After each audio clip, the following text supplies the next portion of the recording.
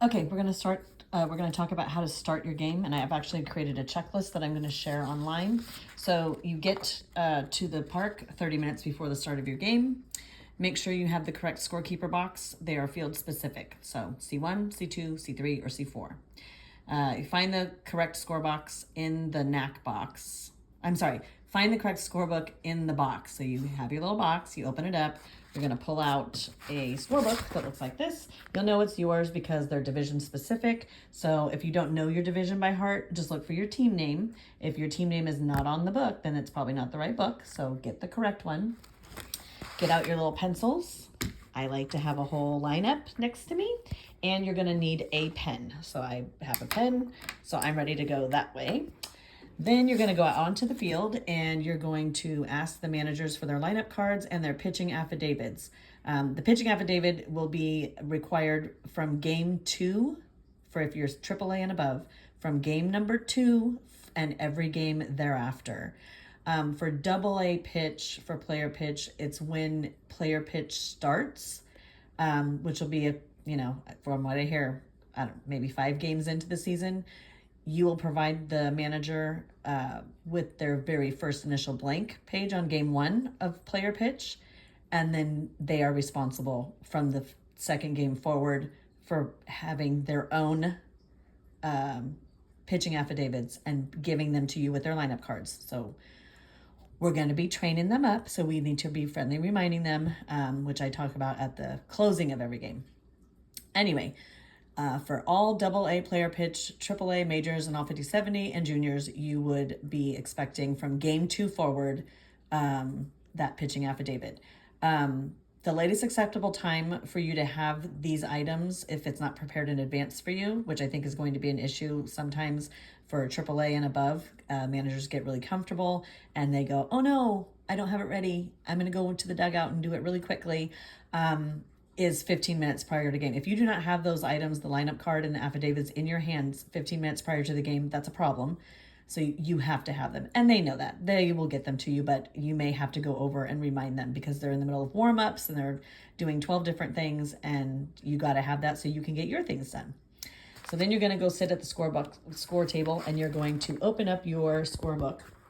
And you're not just going to flip it open to whatever page you want. You're actually going to go to the next available game, which for me, we're just going to do pretend that it's this next game. I'm using a game as an example that's already been done, so I don't have to sit here and write it out for you to try to make the video a little bit faster. So then you're going to fill out the top of the pages, both pages, because you have 2 sides. So when you're scorekeeping, you are using both sides of the book. You're not doing one side and flipping. You're doing both sides so that when it's completed, you can close the book and you can flip your book this way through the game. Okay? You can also just keep it open. It's whatever you prefer. You'll find your jam, what works for you. What you're going to do to start the game is you're going to, I'm using this as an example because this is an exceptional scorekeeper that we have in our league, and she did a great job following my my asks. So you're writing out who is the visiting team and indicating it with a V, who is the home team, indicating it with an H. Many times people who do the scorebooks, for people who are brand new to scorekeeping, you're going to do the visiting side on the left side because they bat first, and the home side on the other side because they bat last. If you don't and you do it a different way, it's fine. Just indicate who's visitor and who's home, okay? And then you're going to write the date of the game. That's very important.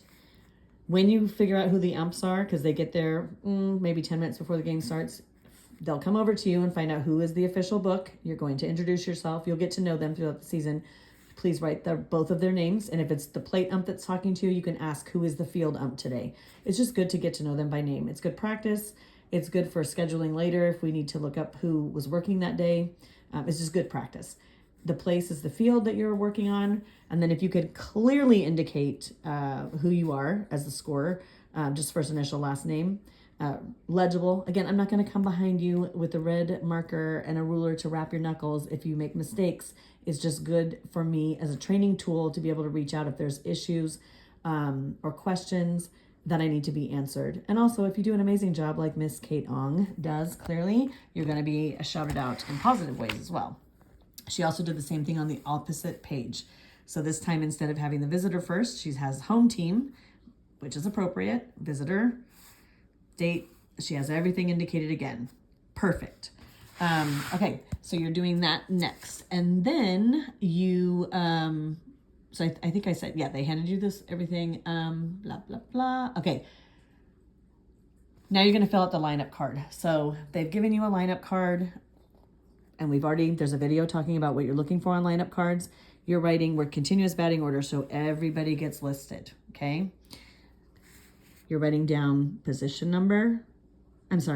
jersey number, last name, first initial, position number for inning 1, okay?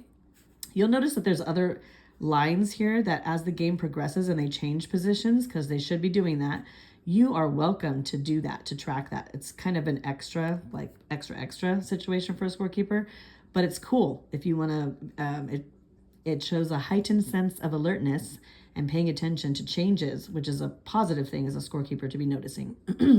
So, especially for players who are on the bench and then they enter the game later, it's good to know it's good to know that. Anyway, so you're doing that all the way down, and you'll notice each batter has their own set of boxes. You're doing that all the way down the line.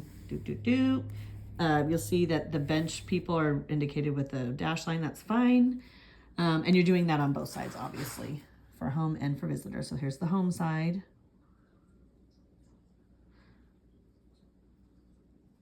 Oh, she has special notes in here. I was trying to figure out what that was. Anyway, so there's that. Then you are going to write who the opposing side's pitchers are. I like to use this box. Now, Kate did it fine. She indicated who the opposing side's pitchers were over here and then did information over here. I just like to have it all in one box. So I just write it in, just have their jersey number, last name. You don't have to worry about the first initial if you don't have space, but I had space here. And then per inning, you're going to be writing down what their ending pitch count is. And when I live script the game, you'll see it. You'll see what that means. So you're doing it. So this is the Marauder side, but these are the Hooks pitchers. The reason why you have the opposing side on this page is that when you're scoring this side, when these guys are having their at-bats, you won't have to be flipping the book back and forth to write pitching information. It's right there on one page.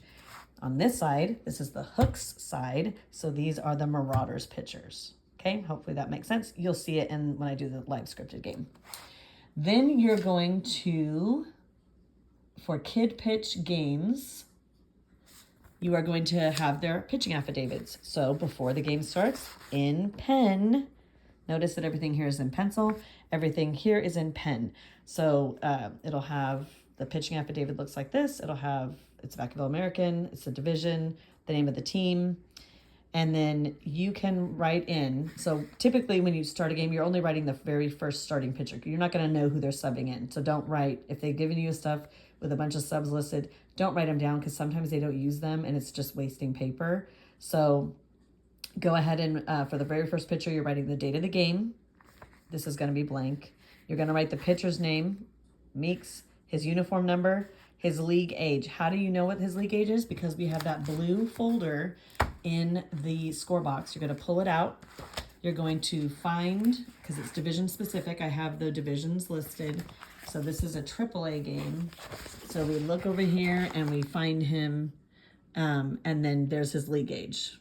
Okay, so did I write his league age wrong? Yes, I did. What a doof. Anyway, his league age is supposed to be 11. I wrote down 9. Don't ask me what I was doing. Let's fix that really quick.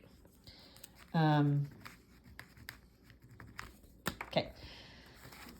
You don't have to worry about this box. You don't have to worry about this box. You can sign it in advance, and you're not going to worry about this until the very end of the game. So you're only doing the first one because we don't know who the subs are. As the game progresses, because you're never going to have downtime, we'll talk about that in the live scripted game, while somebody else is warming up, you can complete this pitcher's things, how many pitches he threw, what his days of rest are. It's good to do that during the game as the game is happening versus waiting until the very end of the game, because you might have a list of 5 pitchers And at the end of a game, especially near the end of the season when everyone's tired and a lot of is going on and it's a fast-paced game, should you wait, mistakes can be made. So it's just good to be doing it while the game is happening. Plus, you should never really have dead time as a scorekeeper. You should be constantly doing things in the game, checking the field, doing stuff like this. Yeah, you should not really have dead time where nothing's going on. You're preparing and being ready, checking your pictures that they're being drawn correctly. Okay, so you're doing that. And then what I do is I take these pitching affidavits because the game is going to be happening, and I tuck them into a later page in the book, but I do it kind of sideways, so that's trapped in the book. So even if I'm flipping the book back and forth, it's going to be, it's stuck in the book. It's not going anywhere. But if I need it, I can just pull it out. Easy peasy, okay? So that's how I do it. You can also use clips. Do whatever works for you. That's fine. And then you're waiting. All you're doing now is just waiting for the ump to call start of game. And if they don't say time of game, 10:02, then you will wait till the first pitch is thrown, look at your watch. That is where you're going to write the start of the game. So she did not do that. So Kate on. This is just so you know in case there's a question, because there is a no new inning after an hour and 45 minutes. So anyway, you're going to write the start of the game. Okay? All right, that's how you do a start of the game.